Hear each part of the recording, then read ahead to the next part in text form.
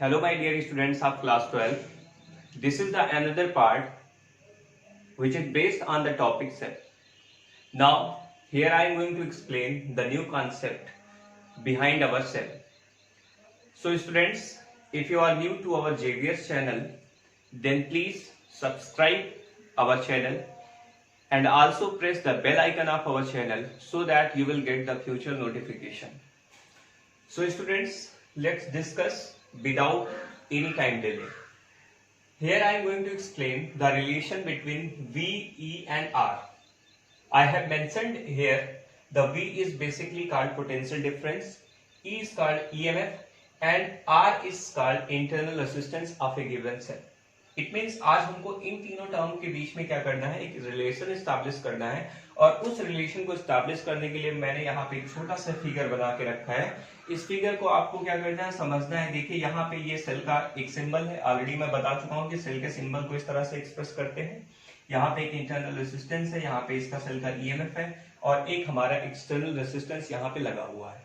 ठीक है, तो अब हम लोगों ने ईएमएफ की जो डेफिनेशन पढ़ी थी, तो ईएमएफ की डेफिनेशन में हमने ये बताया था आपको बेटा कि इलेक्ट्रोमोटिव फोर्स से बोलते हैं और ईएमएफ इज इक्वल टू क्या होता है, W/Q होता है ना। भाई किसी भी यूनिट चार्ज को, ठीक है, सेंड करने में जितना वर्क करते हैं that will be defined as its EMF. ठीक है, ड्यूरिंग द होल सर्किट, मतलब इस पूरे क्लोज्ड पाथ के अराउंड, यहाँ प्लस से स्टार्ट करिए आप, वो पूरा घूम के कहां तक आ जाइए, माइनस पे आ जाइए। तो यहां से W इज इक्वल टू हम क्या लिख सकते हैं, तो W इज इक्वल टू मैं यहाँ पे लिख सकता हूं E इंटू क्यू। क्लियर। अब हम लोगों को पता है बेटा कि I इज इक्वल टू क्या होता है, यहाँ पे मैं लिखना चाहूंगा I इज इक्वल टू क्या होता है, Q/T होता है। तो हम Q इज इक्वल टू क्या लिख सकते हैं, to so that Q is equal to I into T। ठीक है, यहाँ पे Q is equal to I into T हो जाएगा।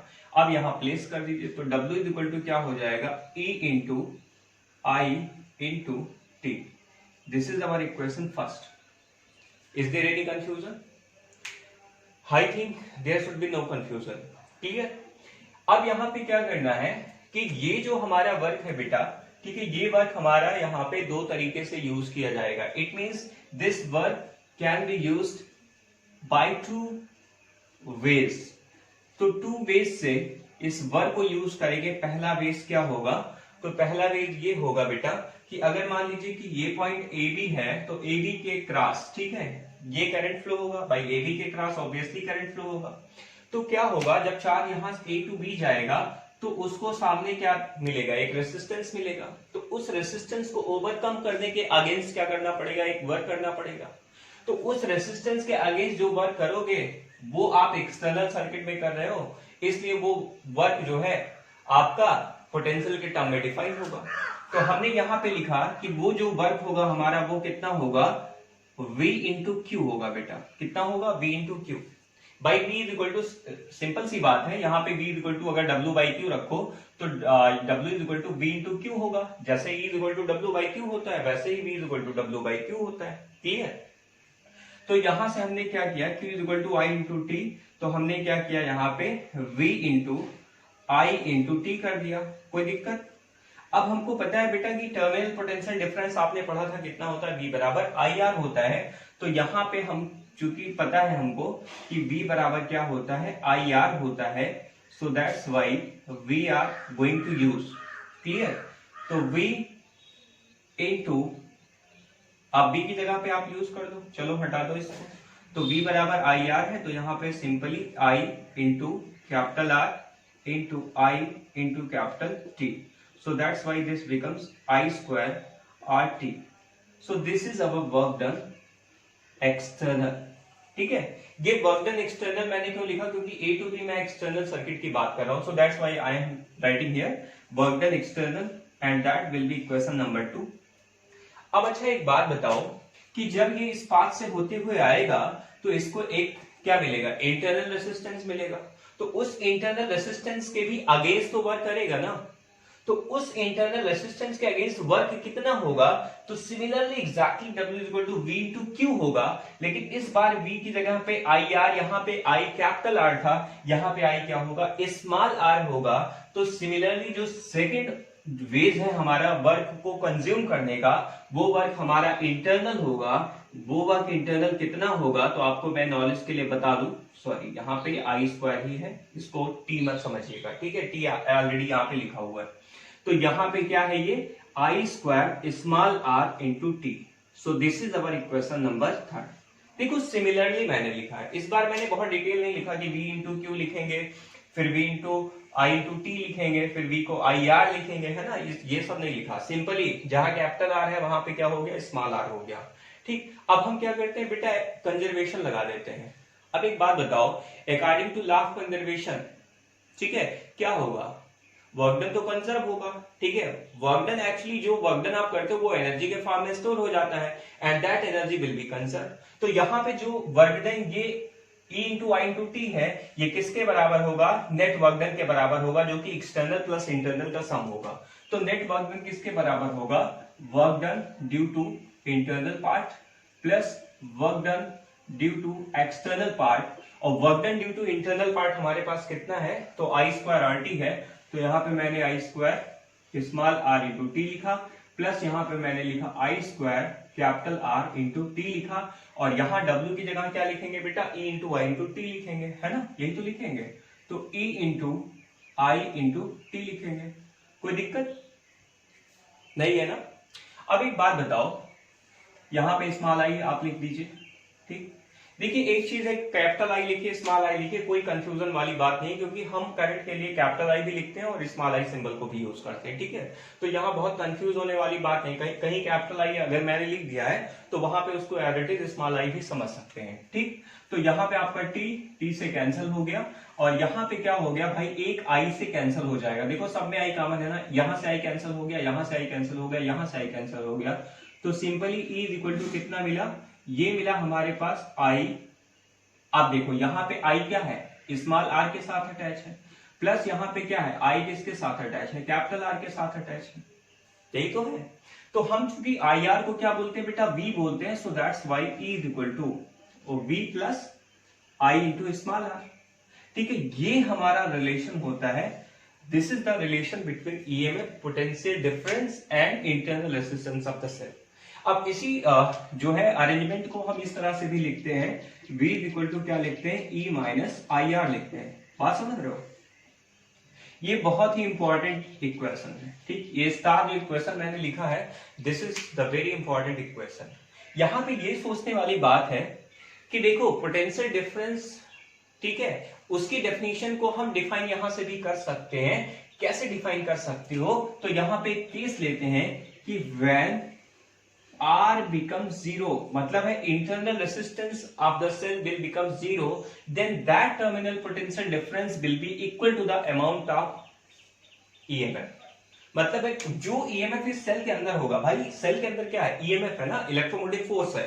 तो इलेक्ट्रोमोटिव फोर्स जो भी है उसके पास, वो किसके बराबर होगा, इक्विवेलेंट किसके होगा, तो आंसर होगा आपका सर वो पोटेंशियल की इक्विवेलेंट होगा। क्यों, क्योंकि वहां पे इंटरनल रेसिस्टेंस की वैल्यू कितनी है, that value will be 0, so that's why the V will becomes E. So here this is the relation between V, E and small r. Clear? Is there any confusion? No. So I think कि अब मैं आपको इसका जो case है वो मैं आपसे डिस्कस करने जा रहा हूं, तो इसको कॉपी कर लीजिए, स्क्रीनशॉट आप ले सकते हैं।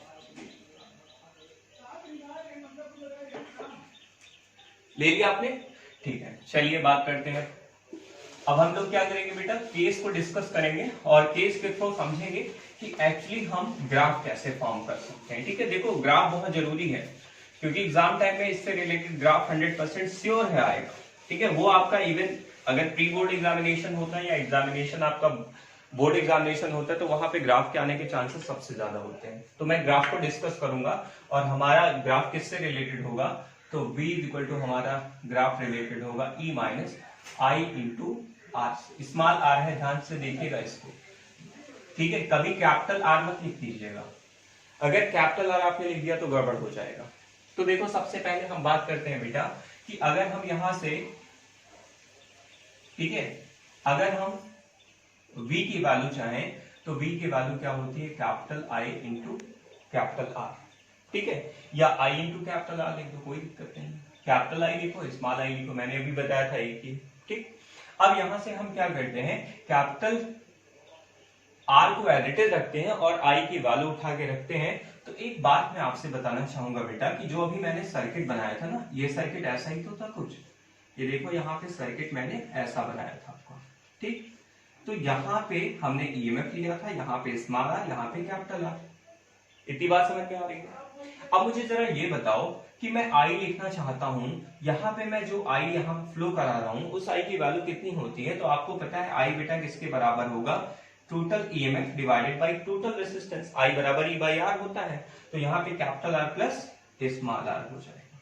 ठीक है, ये हमारा क्या होता है, रिलेशन होता है किसका, करंट का। तो करंट किसके इक्विवेलेंट होती है, net EMF of the cell divided by total resistance of the cell. Clear? या total resistance of the cell का मतलब क्या है, external resistance plus internal resistance. तो यहाँ पे हमने आई की जगह पे क्या रखा, ई अपान, यहाँ पे मैंने लिखा capital R plus small r, और यहाँ पे मैंने क्या लिखा, देखो ध्यान से, इसको मैंने capital R plus small r के साथ लिखा, ये कैपिटल आर। इतनी बात समझ में आई? चलो इसको मैं इरेज कर दे रहा हूं। चलिए देखिए इसके बाद क्या है बेटा, इसके बाद हमारा पॉइंट है कि भाई ई अपान, मैंने क्या किया, आर को नीचे सेट कर दिया। ठीक है, तो यहां पे क्या हो गया, R upon capital R plus small r upon capital R. बात समझ में आ रही है? कोई कंफ्यूजन नहीं होना चाहिए यहाँ पे। ठीक है, कोई भी कंफ्यूजन नहीं होना चाहिए। तो यहाँ पे मैंने बेटा लिखा इसको भी। क्लियर?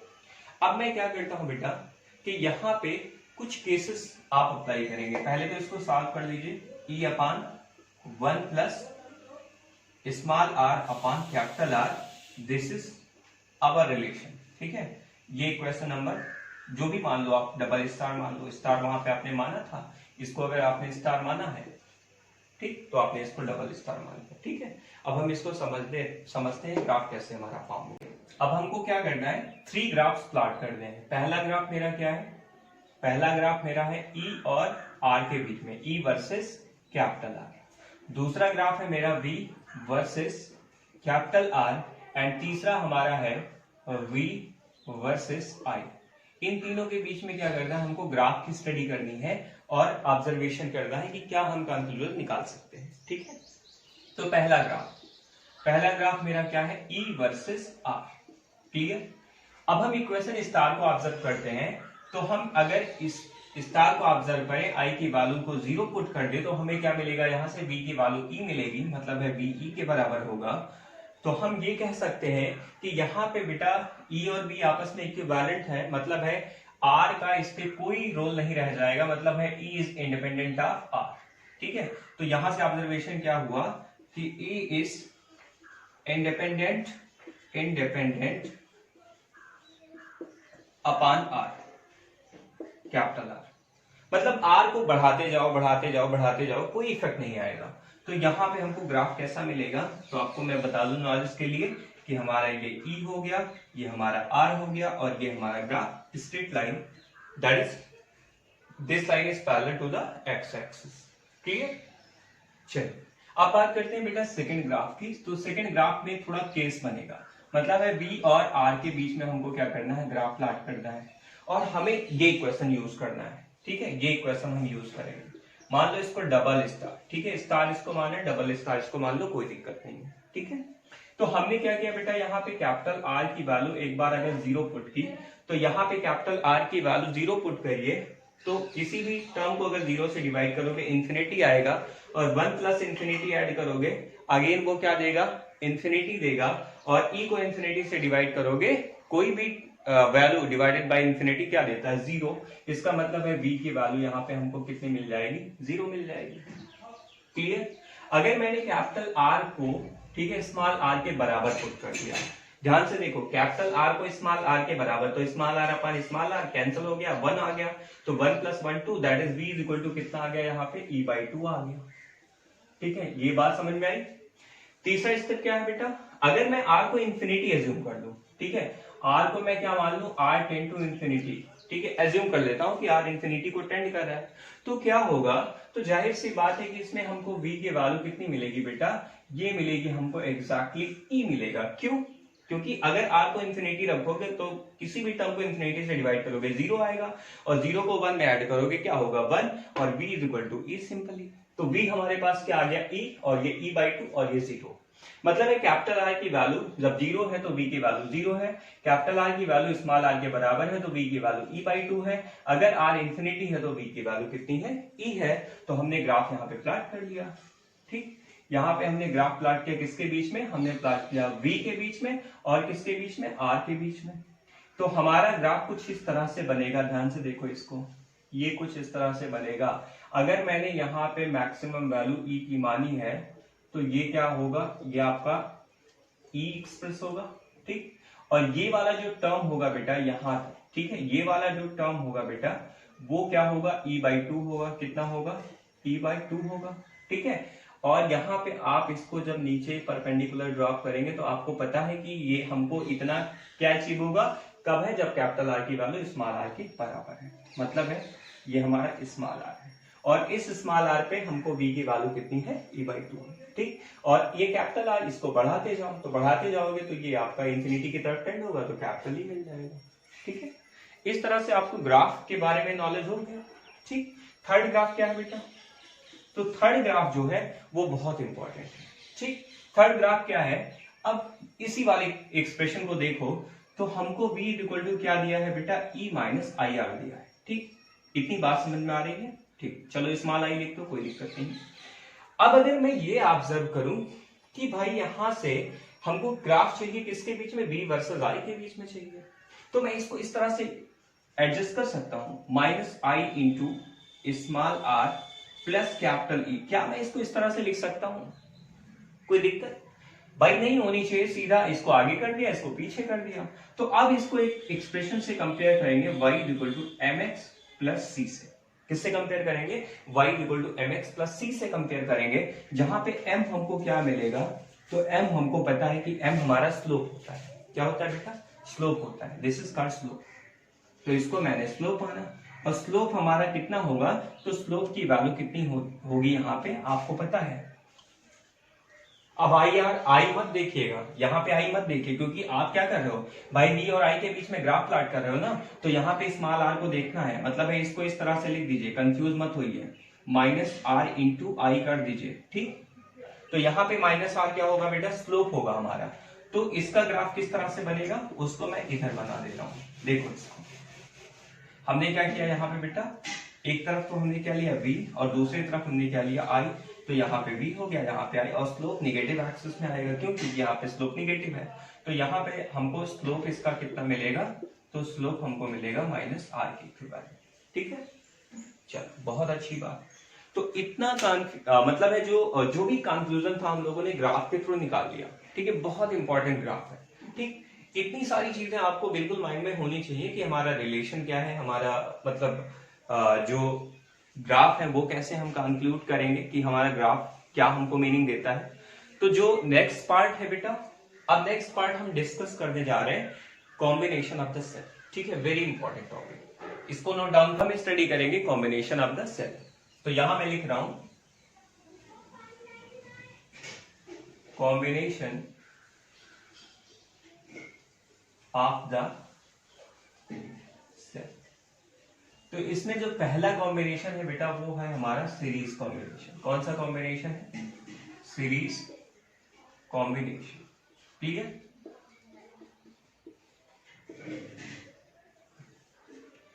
अब सीरीज कॉम्बिनेशन में क्या है कि अगर हम एक सेल का, ध्यान से सुनिएगा, जो एक सेल है, एक सिंगल सेल है, अगर उसके नेगेटिव टर्मिनल को दूसरे वाले सेल के पॉजिटिव टर्मिनल से, दूसरे वाले सेल के पॉजिटिव टर्मिनल, ठीक है, को छोड़ के जो नेगेटिव टर्मिनल उसका बचा, उसको हम थर्ड सेल के पॉजिटिव टर्मिनल से, अगर इस तरह से हम कनेक्ट करते जाएं, then that combination will be series combination. कहने का सेंस ये है कि अगर मान लीजिए ये हमारा सेल है, तो इस सेल का अपना क्या होगा, एक इंटरनल रेजिस्टेंस होगा, और इस सेल का जो नेगेटिव टर्मिनल है भाई ये पॉजिटिव टर्मिनल है, सीधी सी बात है, ये पॉजिटिव टर्मिनल है। अब दूसरे वाले टर्म नेगेटिव टर्मिनल को मैंने इसके क्या किया, पॉजिटिव से कनेक्ट किया, और फिर अगेन यहाँ पे नेगेटिव होगा, फिर इसका इंटरनल रेसिस्टेंस होगा, यही तो बात है। अब यहाँ पे क्या है बेटा कि यहाँ पे अगेन मेरा थर्ड सेल है, ठीक, उसके बाद फिर इसका क्या है भाई, इसके देखो सेकंड सेल का नेगेटिव किसके साथ कनेक्ट है, थर्ड सेल के पॉजिटिव के साथ कनेक्ट है, ठीक है। अब यहाँ पे एंड सो ऑन, ये जो प्रोसीजर है, ये प्रोसीजर आपका ऐसे चलता रहेगा और यहाँ पे अगेन आपका एक सेल अटैच होगा। और अगर मैंने इन सब को एक एक्सटर्नल सर्किट किससे कनेक्ट किया है, एक्सटर्नल रेसिस्टेंस कैपिटल आर से, ठीक है, then that combination will be treated as series combination. इसको हम क्या बोलते हैं, series combination of the cell बोलते हैं, ठीक है। दो कॉम्बिनेशन होते हैं, पहले हम सीरीज पढ़ेंगे उसके बाद पैरेलल पढ़ेंगे, ठीक है। तो यहाँ पे मैंने माना बेटा क्या, मैंने माना ईएमएफ ई, इसका इंटरनल रेसिस्टेंस आर, और इसको मैंने माना ईएमएफ ई, यहाँ पे ईएमएफ ई लिया, यहाँ पे ईएमएफ ई लिया, और सबका इंटरनल रेसिस्टेंस मैंने कितना माना है, स्मॉल आर माना है, ठीक। कोई कंफ्यूजन, मैंने क्या माना बेटा कि सबका ईएमएफ ई है और सब सेल का इंटरनल रेसिस्टेंस स्मॉल आर है, ठीक। अभी मैं डिफरेंट वाला केस स्टडी नहीं कर रहा हूं, डिफरेंट का भी स्टडी करेंगे, ठीक है। तो let each cell having EMF capital E and internal resistance small r. Is there any confusion? No. अब यहां पे क्या है कि हमको क्या करना है बेटा, हमारे पास कितने कॉम्बिनेशन है, तो हमको पता है यहाँ पे n कॉम्बिनेशन है, ठीक है। तो हमें क्या करना है, टोटल ईएमएफ निकालना है कि कितना ईएमएफ हमारा है। तो सीधी सी बात है बेटा, सब सीरीज में है तो E plus E plus E plus E and so on n times E, ठीक है। तो टोटल ईएमएफ क्या हो जाएगा, n इंटू E हो जाएगा, ठीक है। तो यहां मैं लिख रहा हूं total EMF of combined cell कितना होगा, कैपिटल E होगा। बात समझ रहे भाई, कितना होगा बेटा, कैपिटल E होगा। इसके बाद क्या है, टोटल इंटरनल रेसिस्टेंस कितना होगा, R plus R plus R plus R and so on NR, तो मतलब N टाइम्स R हो जाएगा, ठीक है। Total combination of the cell कितना हो जाएगा, sorry I am really very sorry, N small n into capital E होगा, ठीक है। तो यहां पे total internal resistance of the cell कितना होगा, small n into R, clear. अब हमें बेटा दिया गया है एक्सटर्नल रेसिस्टेंस कितना है। अब एक बात बताइए कि हमको क्या निकालना है, करंट निकालना है, और करंट का फार्मूला क्या होता है, करंट का फार्मूला होता है total EMF divided by total resistance. यही तो अभी मैंने बताया था, याद होगा आपको, मैंने भाई अभी बताया था जस्ट इसके पहले I इक्वल टू क्या बताया था, small E divided by small r plus capital R, यही तो बताया था आपको रिलेशन, ठीक। तो यहां क्या करना है, टोटल ईएमएफ हमारे पास कितना है, n टाइम्स E है, क्लियर। डिवाइडेड बाय मैंने क्या किया, मैंने टोटल रेसिस्टेंस लिखा, तो सीधी सी बात है बेटा, R प्लस R कितना NR, और एक्सटर्नल रेसिस्टेंस कितना है, कैपिटल R है। तो यहां पे क्या हो गया, n into small r plus capital R। Is there any confusion, no, there should be no confusion, clear. So this is our equation of current, clear, this is our equation star. मतलब है ये हमारा current का equation है। जब हम बेटा क्या करेंगे, सीरीज कॉम्बिनेशन में ऐड करेंगे, तो सीरीज कॉम्बिनेशन में ऐड करने के बाद जो हमारा नेट करंट की वैल्यू होगी वो कितनी होगी, n times E divided by NR plus capital R, ठीक। अब हम यहाँ पे केस को डिस्कस करते हैं, केस नंबर फर्स्ट, ठीक है। केस नंबर फर्स्ट में क्या है, तो केस नंबर फर्स्ट में ये है आपका कि अगर मैंने ये माना बेटा कि स्मॉल NR की value less than capital R हो, ध्यान से सुनो मेरी बात, मतलब ये मैंने माना कि अगर टोटल इंटरनल रेसिस्टेंस जितना भी लगा है वो कैपिटल R के कंपैरिजन में क्या है, लगभग ना के बराबर है, ठीक। तो क्या होगा, यहाँ पे NR को हम इग्नोर कर सकते हैं, मतलब है टोटल करंट की वैल्यू कितनी होगी, n times E divided by capital R, ठीक। अब एक बात बताओ कि यहां पे हम इसको लिख सकते हैं I equal to N cross, ठीक है, current due to single cell, current due to single cell. कोई कंफ्यूजन नहीं भाई, सीधी सी बात है, I equal to E upon R होता है। तो यहां पे क्या होगा बेटा कि अगर हमारा एक्सटर्नल रेजिस्टेंस इंटरनल के कंपैरिजन में बहुत बड़ा हो गया तो जाहिर सी बात है कि जो हमारा करंट मिलेगा, ठीक है, जो हमको करंट मिलेगी वो एग्जैक्टली क्या होगी, current due to single cell का कितना होगा, n टाइम्स होगा। एक सेल जो जितना करंट बनाता है उसका आप n टाइम्स कर दीजिए तो उतनी अमाउंट ऑफ करंट हमको क्या होगी, मिल जाएगी। ठीक है, चलिए इसमें कोई कंफ्यूजन नहीं। अब हम बात करते हैं बेटा सेकंड पार्ट की। ठीक है, देखो मैं सेकंड पार्ट का डिस्कशन करूंगा तो सेकंड पार्ट में यहां पे लिख रहा हूं केस नंबर 2। देखो इसको मैं लिख दूं, चलो मैं इसको इस तरह से एडजस्ट कर दे रहा हूं, केस नंबर 2। ठीक है, अब एक बात है यहां पे, अब हम इसका रिवर्स ले लेते हैं कि स्मॉल एन आर की वैल्यू बेटा क्या हो जाए, कैपिटल आर से बहुत बड़ी हो जाए। तो यहाँ पे कैपिटल आर इग्नोर हो जाएगा भाई, कैपिटल आर यहाँ पे इग्नोर हो जाएगा इक्वेशन स्टार से। तो हमको करंट की वैल्यू कितनी मिलेगी, हमको करंट की वैल्यू मिलेगी एन ई डिवाइडेड बाई कितना मिलेगा, एन आर। ठीक, एन से एन कैंसिल हो गया तो आई इक्वल टू क्या हो गया हमारा, ई डिवाइडेड बाई स्मॉल। बात समझ में आई? अच्छा एक बात बताओ, क्या ये हमारे लिए बेनिफिशियल है? नहीं ना, इसका मतलब है ये हमारे लिए उतना इंपॉर्टेंस केस नहीं है, इंपॉर्टेंट केस नहीं है, हमको एडवांटेज ही नहीं दे रहा है। क्यों नहीं दे रहा है, आपको भी पता होगा भाई, हमने कितना एन सेल लगाया और हमको करंट कितनी मिल रही है, एक सिंगल सेल के बराबर मिल रही है। ठीक, बात समझ रहे हो मेरी? तो इस तरह से हम ये कह सकते हैं कि यहां पे हमको क्या मिलने वाला है, हमको करंट की वैल्यू ई बाई आर के इक्विवेलेंट मिलने वाली है। लेकिन ध्यान रखना यहां पे ई बाई आर स्मॉल है, कैपिटल नहीं है। ठीक है, तो ये क्या करेगा, मैक्सिमम करंट को अपने पास ड्रा करेगा, मैक्सिमम करंट को खींचेगा। बात समझ में आ रही है भाई? क्या करने वाला है, ये मैक्सिमम करंट को ड्रा करने वाला है। This is the value of maximum current. ठीक है, क्यों? क्योंकि बेटा ये कैपिटल आर नहीं है, यहाँ पे स्मॉल आर है। ठीक है, ये बात आपको माइंड में रखनी है। अगर आपने थोड़ा बहुत भी इधर उधर किया तो आपका गलत हो जाएगा। ठीक है, पता लगा आपने स्मॉल आर को इमेजिन कर लिया कि this one becomes capital R. Clear? So that's why this is all about your series combination. ठीक, नोट डाउन कर दीजिए वाले हैं। अब हम लोग स्टडी करने वाले हैं parallel combination of the given set. तो यहाँ पे मैंने आपके लिए एक फिगर बनाया है और यहाँ मैंने ये समझाने की कोशिश की है कि पैरेलल कॉम्बिनेशन किसे कहते हैं। Whenever we connect all the positive terminals of the given cell at a single point at a one point and all the negative terminals of the cell connected to another point, then that combination will be regarded as parallel combination of the cell. इतनी बात समझ में आई? अब मैं यहां से total current की value चाहता हूं, तो मैंने आपको फार्मूला बता रखा है भैया, टोटल ईएमएफ लिखिए और टोटल ईएमएफ के बाद क्या करिए, यहाँ पे टोटल रेजिस्टेंस से डिवाइड कर दीजिए। तो जो वैल्यू हमको मिलेगी वो वैल्यू हमको कितनी मिलेगी, तो ऑब्वियस है कि टोटल करंट की वैल्यू फाइंड हो जाएगी। अब बताओ यहाँ पे टोटल ईएमएफ कितना होगा बेटा, तो यहाँ पे अब n टाइम्स ईएमएफ नहीं होगा, n टाइम्स ईएमएफ नहीं होगा। क्यों? क्योंकि यहाँ पे a टू b के क्रॉस क्या है, E है, a टू b के क्रॉस क्या है, E है, a टू b के क्रॉस क्या है, E है, यहाँ भी E है।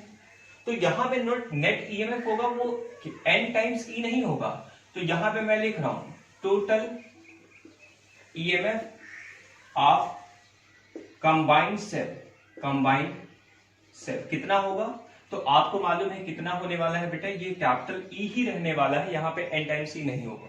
ठीक है, इतना माइंड में हमेशा रखिएगा। फिर नेक्स्ट मैं बात कर रहा हूं टोटल इंटरनल रेजिस्टेंस कितना होगा। तो मैं आपको नॉलेज के लिए बता दूं कि 1 अपान आर इक्विवेलेंट कितना होता है बेटा, 1 अपान स्मॉल आर प्लस 1 अपान स्मॉल आर कितना टाइम्स, n टाइम्स। ठीक है, तो मैं इसको n अपान आर लिख सकता हूं, या हम आर इक्विवेलेंट कितना लिख सकते हैं बेटा, small are divided by n।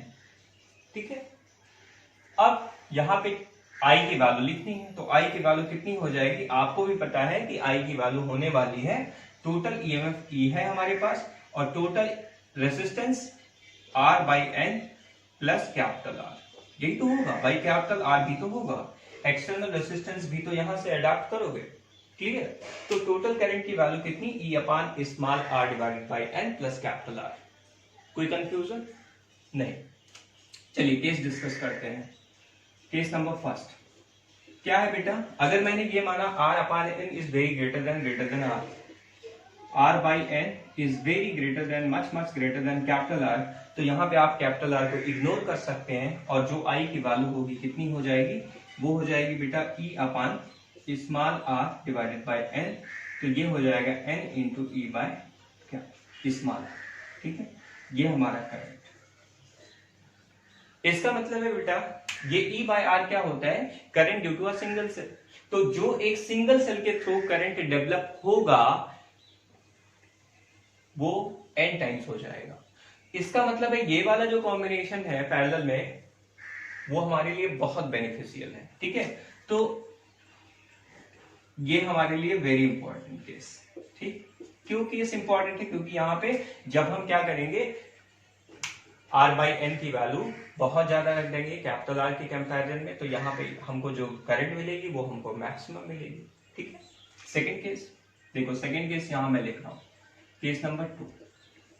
तो यहाँ केस नंबर 2 में क्या है बेटा, यहां मैंने मान लिया कैपिटल आर की वैल्यू ग्रेटर देन किसके इक्विवेलेंट है, स्मॉल आर बाई एन के, तो यहाँ पे आई की वैल्यू कितनी मिलेगी, ई अपान कैपिटल आर मिलेगी, और आपको क्या मिलेगा बेटा, current due to a single cell. ठीक है, तो इसलिए आपका ये जो मतलब कॉम्बिनेशन है वो उतना बेनिफिशियल नहीं होगा as compare to the first. So that's why this is all about your combination of the cell. तो नेक्स्ट लेक्चर में मैं डिस्कस करूंगा कि अगर हमारे सेल डिफरेंट हो जाए, ठीक है, अगर हमारे सेल क्या हो जाए, डिफरेंट हो जाए, अगर यहां पे E1 E2 EMF चेंज हो जाए, तो उस केस में हमारा जो इक्विवेलेंट रेजिस्टेंस होगा, जो हमारा करंट होगा, वो हमारा कितना होगा। ठीक है, so students today this is all about your cells. Clear? Thank you students.